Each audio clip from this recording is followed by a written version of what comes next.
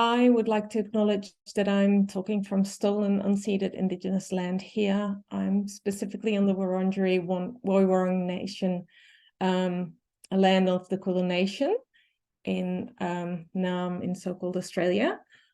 I would like to acknowledge that First Nations people have been the caretakers of the land, the rivers, the seas, and the skies for countless generations. I pay my respect to elders, past, present, and emerging, and I want to extend that to pay my respects to any First Nations people that are with us today. First Nation communities have been at the front lines of the terrible impacts of the nuclear industry, both in Australia and internationally.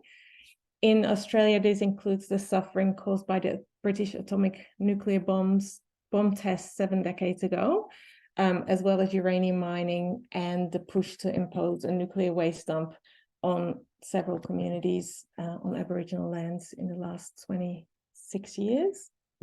I also want to extend my heartfelt compassion and solidarity with people suffering the horrors of military oppression today in the world, and remind ourselves of the immense impact that warfare has on the environment and anything within it.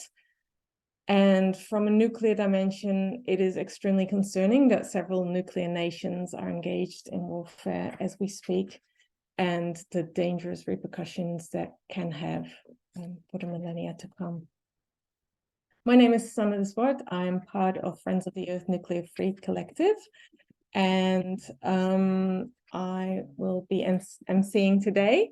We've got our special guests, Tim Judson, Jim Green, Ryoko Kose, and potentially Leona Morgan, which we'll see if they arrive. So the session today is going to be, Tim is going to give an overview of what Don't Nuke the Climate is as an organization or a network, and the objectives and reasons that we made these videos that we're going to show today.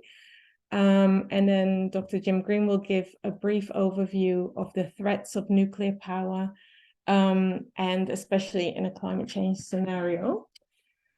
Then we will hear from Ryoko Kose and hopefully Leona about how they have been affected by the nuclear industry at different parts of the nuclear chain. And at the end, we'll present the media statement that we put together and some resources that you can all help spread widely among your networks in the lead up to COP28 and during COP to counter the pro-nuclear push that is going on. I will start with introducing Tim. Tim Judson is the Executive Director of the Nuclear Information and Research Service, NIRS, and leads its work on nuclear energy and climate change issues. He has worked on nuclear safety, radioactive waste, and energy policy for over 25 years, and has written several reports on nuclear subsidies and sustainable energy. He lives in Syracuse, I don't know if I'm saying that right, in New York, 30 miles from 3 reactors, and has served as a union organizer, labor researcher, and policy analyst. He also serves on the board of Citizen Awareness Network, a grassroots organization involved in closing 4 reactors in New England, and he's the co-founder of the Alliance for a Green Economy in New York, which works for the phase out of nuclear power and fossil fuels and a just, equitable, democratic transition to 100% renewable energy. The floor is yours, Tim. Great, thank you, Sanne, and for all the wise words that you introduced us with. And as point of introduction, I do live in Syracuse, New York, which is on unceded Onondaga Nation land, where these 3 nuclear reactors are also located.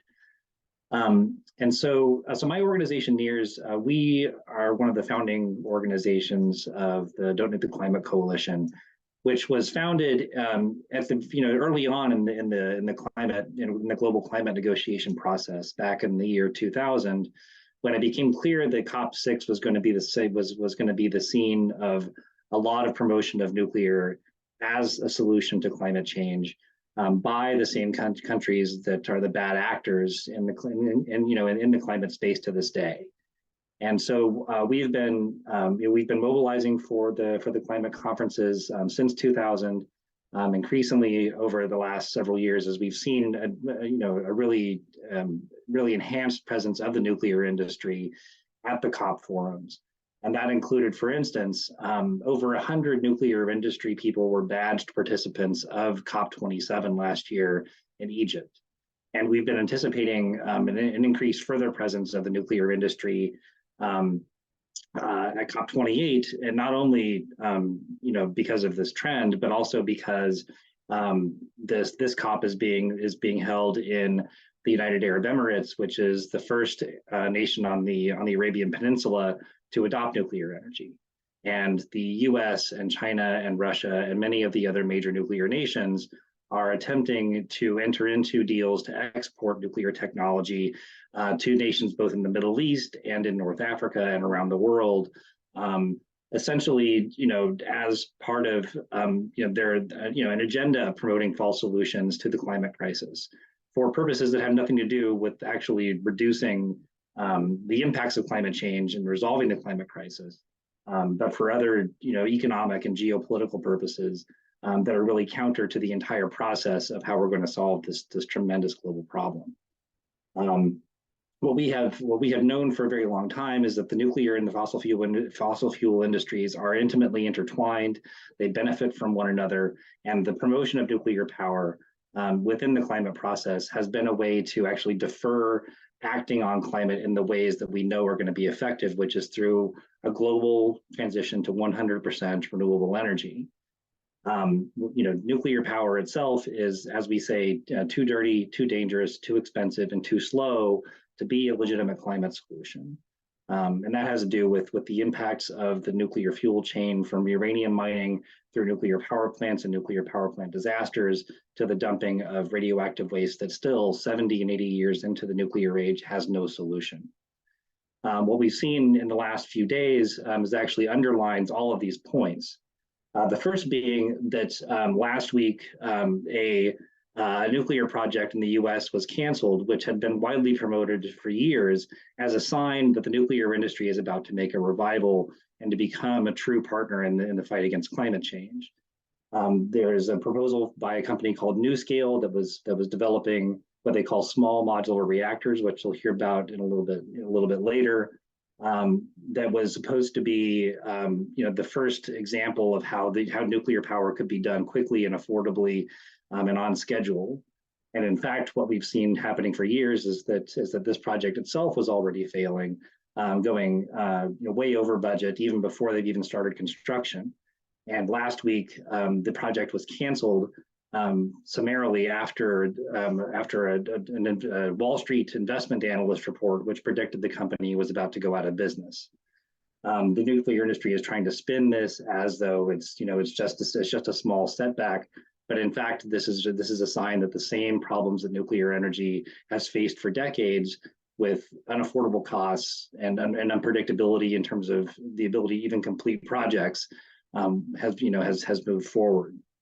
Well, but what also underlines our concerns about what's going to happen in Dubai at COP28 was news reports today out of the Bloomberg news service that the US and the UK are planning to launch a multinational push for nuclear energy, global massive expansion of nuclear energy at COP28, with a bunch of other nuclear nations and other partners.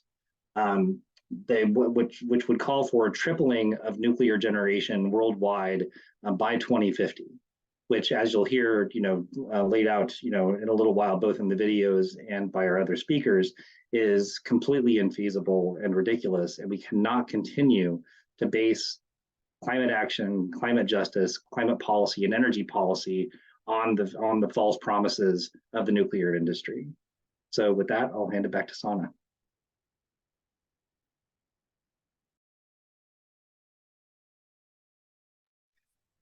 Thanks, Tim. That was a really good overview, and great to hear that update as well from only the last few days. So what we'll do now, I just was going to ask Mia if you wanted to add anything to that. Mia Pepper is part of the Don't Nuke the Climate crew and a great driver, and has worked a lot to get these videos together. So I was just wondering if Mia wanted to add anything to that. Jess, could you unmute Mia? Oh, thanks so much. Thanks, Tim, for that overview. That was fantastic. Not really much to add, just yeah, that we've created these videos that explain small modular reactors and why nuclear is no solution to climate change. So please, we'll share the links, and if you can share those really far and wide, especially with people that are working on climate-related issues. We just feel that the forefront of this debate is really with the climate movement, and so we really made these videos to help make nuclear issues more accessible to people that are working on climate issues, so that they feel more enabled to speak and combat some of the rhetoric that we're hearing from the nuclear industry in the climate space. So please share these with people that you know that are working on climate issues, and get as informed as you can to be able to speak back to what is not a solution but a dangerous distraction. Thanks.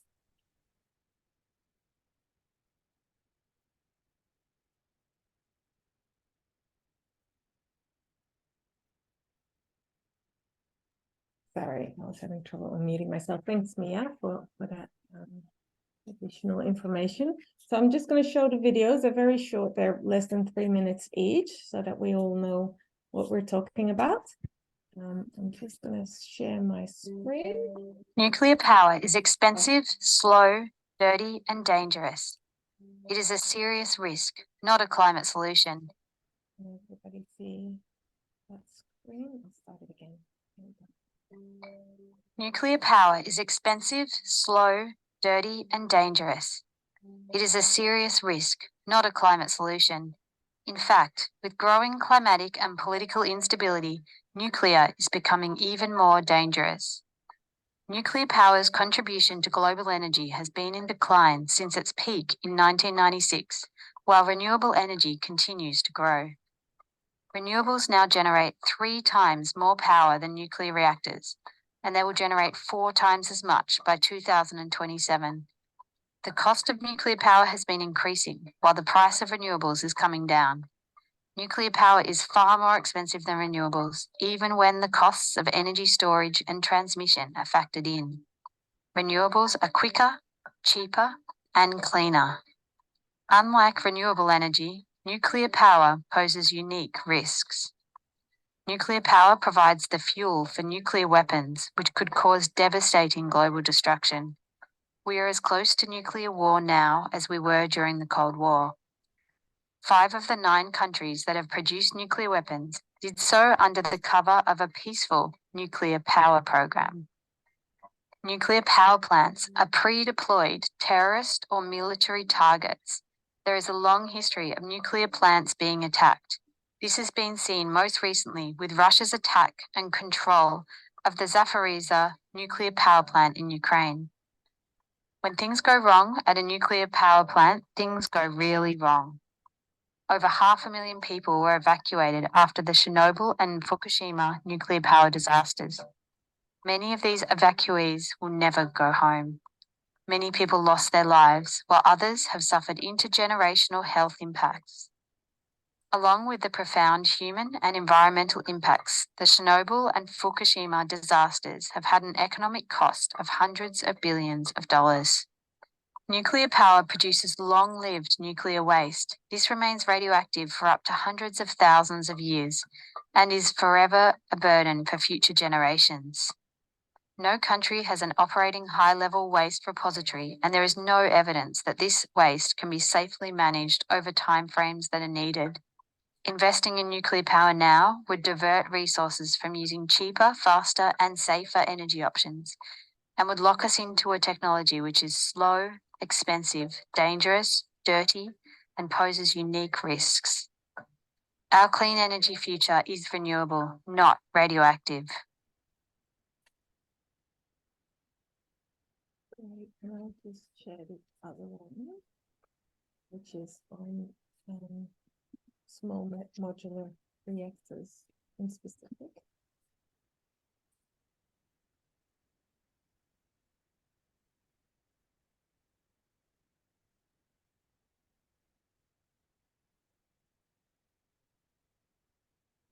You may have heard about small modular nuclear reactors, or SMRs. Nuclear supporters are promoting these as a climate solution, but they don't exist now, and they won't exist in time to make any difference in the face of climate change. Any future electricity from SMRs would be even more expensive than that from large reactors. And SMRs would pose all the same problems and risks as large reactors. The modular concept is that SMRs would be made up of factory-produced reactor components. But SMRs don't currently exist, nor do the factories that would produce them. No SMR is in commercial deployment anywhere in the world. Experts acknowledge that energy from any future SMRs would be even more expensive than power from large nuclear reactors, and this is already much more expensive than renewable energy. But the push for SMRs is not just about energy. Nuclear power companies and promoters argue that SMRs are necessary to retain and build the skills needed for nuclear weapons programs. SMRs could also be used for powering fossil fuel extraction. A Russian floating nuclear plant already powers Arctic fossil fuel mining. China plans to use floating nuclear power plants for oil and gas extraction. And in Canada, there is talk of using SMRs to extract hydrocarbons from tar sands. SMRs do not even exist in commercial operation, but they are by far the most expensive energy option. They will produce high-level nuclear waste and pose a risk of catastrophic nuclear accidents. Clean energy options like energy efficiency and storage and renewables are cheap, quick, safe, popular, and proven. Our energy future is renewable, not radioactive.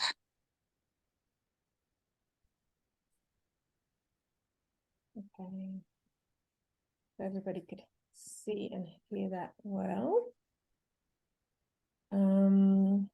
So as an addition to this, Dr. Jim Green has more information. So these videos are as a way of countering and giving people going into COP and around COP the tools to be able to counter the arguments that they will be using. And Jim Green has more information and more details on that. Jim Green is a national nuclear campaigner for Friends of the Earth and a member of the Energy Science Coalition. His PhD has dealt with the history of Lucas Height nuclear plant in Sydney and the debate over the replacements of a nuclear reactor. I'll hand it over to Jim.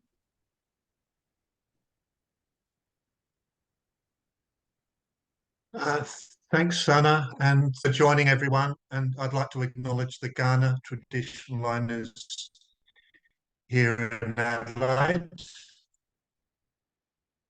And just PowerPoint, some nuclear power is no solution to change. No means positive, but the more powerful reasons. The first is that it's too slow. And that especially applies to the 150 or so countries that do not currently have nuclear power reactors. And there's three key aspects here. There's attacks on nuclear plants and also nuclear accidents. And the third problem is that nuclear power is way too expensive. So firstly, it's too slow, and I won't go through this, but if you look down the bottom there, the bottom line is that nuclear power could only begin contributing to gas emissions in a country like Australia in the 2050s. So it's not practical, it's not timely at all. Now, the second set of problems, too risky. Nuclear power and nuclear weapons. 5 of the 10 countries that produce full programs. An extraordinary about-face in recent years where instead of denying the connections between nuclear power and nuclear weapons, the nuclear power industry promotes and celebrates those connections. And even greater subsidies because of shoring up, ensuring us. Um, and the next climate change will relate between of nuclear weapons proliferation. Nuclear warfare has the potential to catastrophic climate change by lifting vast amounts of aerosols, smoke, soot, and dust into the atmosphere. And this is called nuclear winter. So we could surmise that fossil fuel burning is the surest route to climate catastrophe, and nuclear warfare is the fastest route to climate catastrophe. This problem of military attacks on nuclear plants, it's obviously got a lot of interest in the past couple of years because of Russia's invasion of Ukraine, but it's actually a long-standing problem, and there are just some of the examples of nuclear facilities being targeted by the militaries of adversary nation states. But of course, this issue of Russia's invasion of Ukraine, this provides an important and a disturbing case study of whether nation states can go to war without their nuclear power plants being threatened. And we've been lucky so far in that there haven't been any major disasters resulting in major releases of radioactivity. But even so, that's more through good luck than good management. And the International Atomic Energy Agency notes that all 7 of its indispensable pillars for ensuring safety and security have been compromised. That includes the integrity of nuclear facilities, the operation of safety and security systems, working conditions of staff, supply chains, communication channels, radiation monitoring, emergency arrangements, and the crucial off-site power supply. So they've failed on all counts. And as I say, it's more through good luck than good management that there hasn't been a disaster in Ukraine, and that could change at any minute. And of particular concern is the loss of off-site power, which sharply increases the risk of nuclear meltdown. And the Zaporizhia nuclear plant has lost off-site power numerous times since the invasion began, at least 7 times, possibly more. And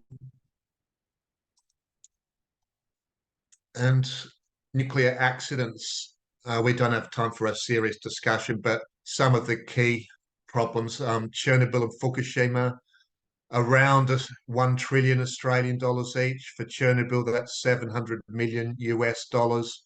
For Fukushima, if you add the direct and the indirect cost, it's well in excess of 1 trillion Australian dollars. The hundreds of thousands of people that were evacuated, the health toll in terms of cancers, cardiovascular disease, and so on. And thirdly, nuclear power is too expensive, and we can see a graph here which shows the cost of solar in yellow there plummeting, the cost of wind coming down sharply, and nuclear is that maroon line. Nuclear is the one nuclear power source which is getting more expensive, is the one energy source getting more expensive, and as we know, comparison between the cost of nuclear and the cost of solar and wind. And in Australia, we have clear studies from CSIRO and the Australian Energy Market Operator showing that even when you factor in the costs of transmission and storage, renewables are still cheaper than nuclear power. And the recent history of nuclear power in Western countries is fascinating, and it's been an absolute disaster for the industry. In the US, the only construction project is in Georgia. The latest cost estimate is 25 billion Australian per reactor. And note that is 12 times higher than the original estimate from Westinghouse. And the VC Summer project in South Carolina was abandoned after the expenditure of 13 billion Australian dollars. In the UK, construction projects have been just as disastrous. The only current project is at Hinkley Point. The latest cost estimate is 29 billion Australian per reactor, and that is 8 times higher than the initial estimate. And in France, there's only 1 reactor under construction, and the cost estimate of 30 billion Australian is almost 6 times higher than the original estimate. And it's instructive to compare the stagnation of nuclear power with the growth of renewables. So last year, renewables growth was a record 320 gigawatts, compared to negligible growth for nuclear.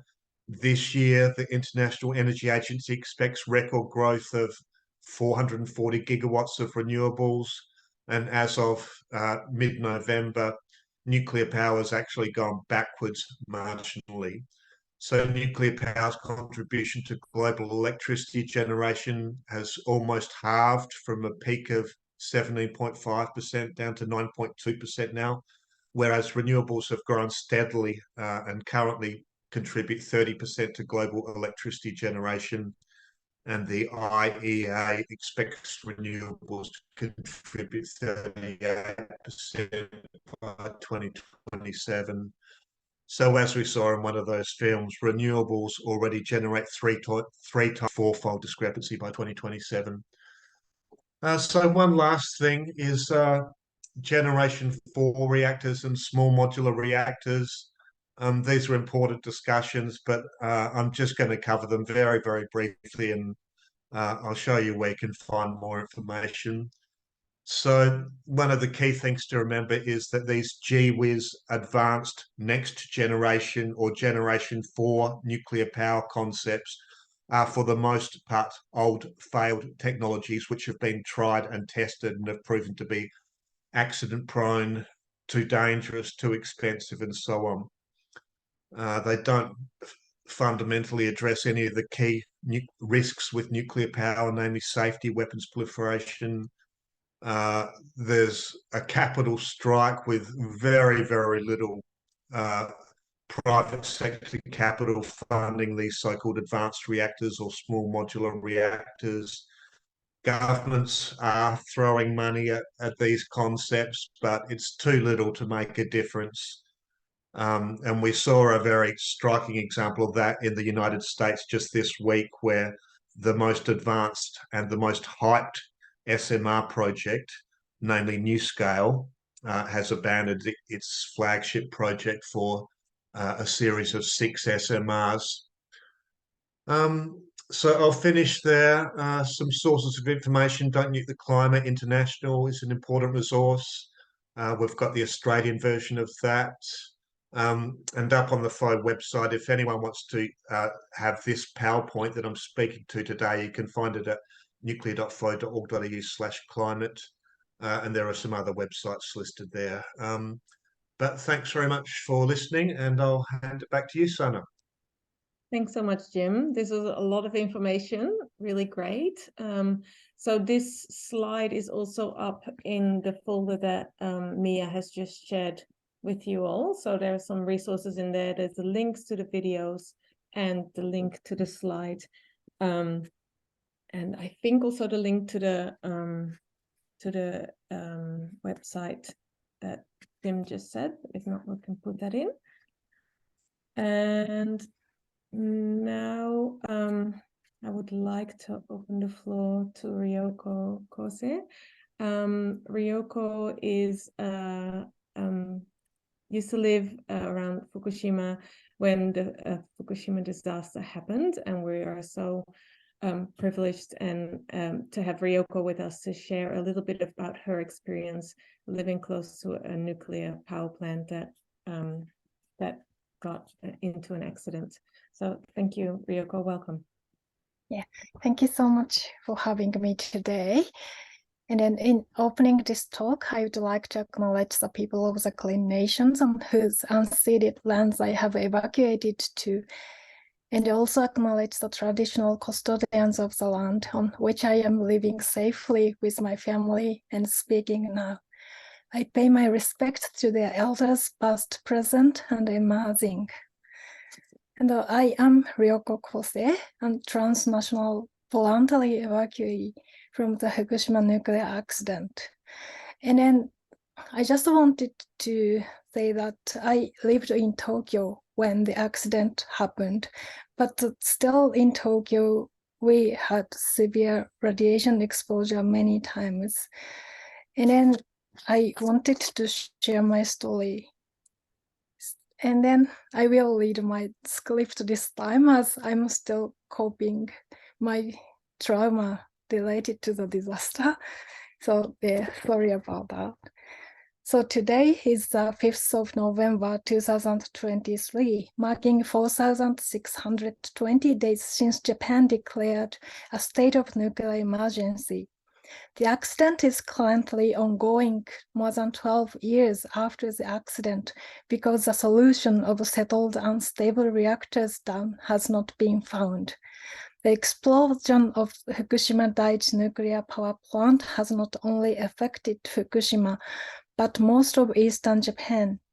Both the land and the people of these areas have been widely irradiated. And I lived in Tokyo when the disaster started, and I have several big radiation exposure there in the first year of the accident. Radiation has been distributed all over the world, especially in the area near Fukushima, such as Tokyo, where the fallout of radioactive materials is still constantly observed every month since the accident. Soon after the accident, I took precautions to avoid consuming contaminated food and water, but was aware that the air and surrounding areas were highly contaminated with radiation. During the initial 2 or 3 months, I faced symptoms like incessant eye discharge resembling clear gel, persistent coughing and phlegm, disrupting sleep, and a dense clotted mass during my first menstrual cycle post the accident. Around 5 months after the incident, I found myself bedridden, experiencing extreme fatigue. Although I found it peculiar, I couldn't resist falling asleep at any time for the next 2 months. I suspect these are typical symptoms of radiation sickness, blah blah disease. And after experiencing various unexplainable physical issues and discovering my pregnancy in September 2011, I tested the radiation levels in my Tokyo apartment and found them dangerously high. Consequently, my husband and I decided to evacuate to Fukuoka, located in the southwest region of Japan. Upon opening the boxes from our Tokyo apartment in Fukuoka, we realized that our belongings were highly contaminated with radiation, leading to allergic reactions such as irritated skin, nosebleeds, and sinus infections. In Fukuoka, I encountered thousands of evacuees, primarily mother and children, and observed that reactions to people from contaminated areas like Tokyo were common among evacuees. Also, some young children, like 6 years old, got vaginal infection because of their immunity response. And after a year, I began losing weight significantly, dropping 10 kilo in 2 months, despite eating 5 times, but I couldn't find the reason. And then after that, I also diagnosed Hashimoto disease and thyroid enlargement. Thyroid issues are a common symptom for those exposed to radiation. However, internal radiation exposure can manifest in various symptoms due to its nature. Around the same time, my former boss residing in Tokyo was diagnosed with leukemia. Simultaneously, my cousin living in the western part of Japan gave birth to a baby with a cleft palate. It's a rabbit so-called rabbit mouth, a common malformation among the second generation of nuclear survivors. Additionally, 2 close friends in their 30s, part of the same social circle, were diagnosed with brain tumors. What struck me as peculiarly strange was that nobody discussed the possibility that radiation exposure from the Fukushima accident could be potential cause for these health issues. And I faced criticism from my mother when I attempted to discuss these concerns within my extended family. This was likely incorrect. I think an underlying unconscious transgenerational trauma and shame linked to the atomic bombing of Hiroshima and Nagasaki in 1945. The Japanese people were forbidden from sharing their experience of the bombing due to the press code for Japan imposed by the American military GHQ, which occupied and controlled Japan for 7 years post-war.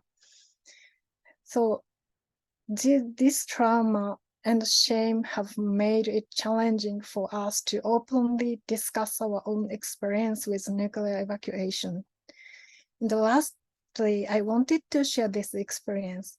I visited a radiation exposure outpatient clinic for the first time in my life after giving birth to my child, seeking consultation for my symptoms. In Japan, there are specific clinics and hospitals dedicated to hibakusha. As I entered the waiting room with my newborn baby, there were about 10 people, mostly middle-aged to elderly, awaiting their appointments. They all seemed to gaze at me intensely, making me feel uncomfortable, but I took a seat. Shortly after, an elderly lady seated behind me nervously inquired, "Is this appointment for the baby?" And then I replied, "No, it's for myself." And then suddenly the atmosphere in the waiting room visibly shifted to relief. For atomic bombing survivors and their second and third generations, these kind of situations are still very common and real. And personally, I find it challenging to comprehend when individuals strongly reject atomic weapons for the sake of human dignity, yet simultaneously endorse nuclear energy as a positive application. The same substances are utilized, and once radioactivity is released from sealed containers, it becomes uncontrollable, regardless of whether it's in a so-called good container, like a nuclear energy plant, or a bad container, like atomic weapon.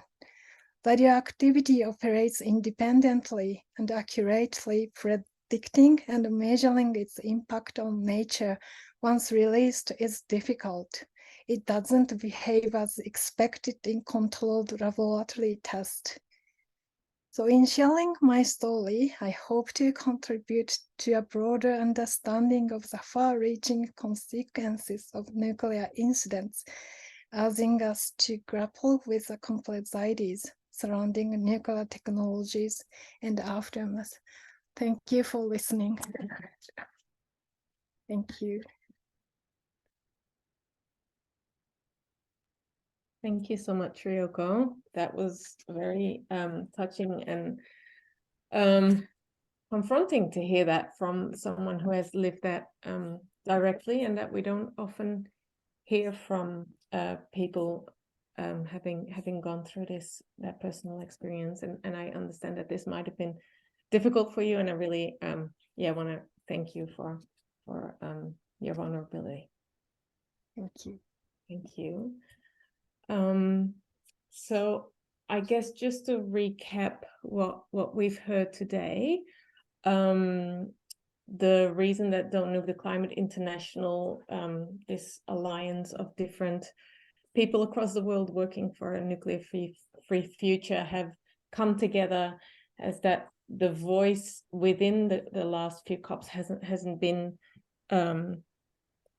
like the anti-nuclear voice hasn't been able to be raised as much. We haven't had access. Civil society hasn't had as much access to the spaces where these things are being discussed, but the nuclear industry and the lobby really have high access to those spaces. And so what we thought would be most useful is to make some videos and to make sure that people that are going into these spaces have the tools and the information to counter the rhetoric and the spin that these actors are using.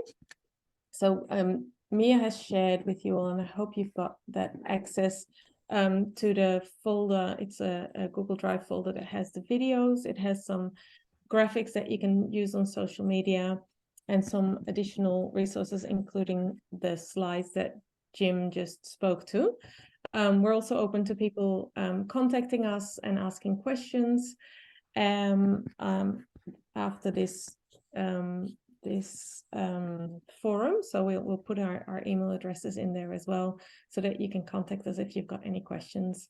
Have a look at the website, the Don't Nuke the Climate website as well, for more information. And it would be really great if you could spread these in your networks as much as you can, so that we can ensure that there's like a nuclear-free voice within COP, because we can't really afford to let the nuclear industry take away a lot of resources that are really needed for solutions that are viable today, that are cost effective, and that it will ensure that our future generations actually have a livable future. I want to thank everybody. I just want to extend, is there anyone on the panel that wanted to have like a final word?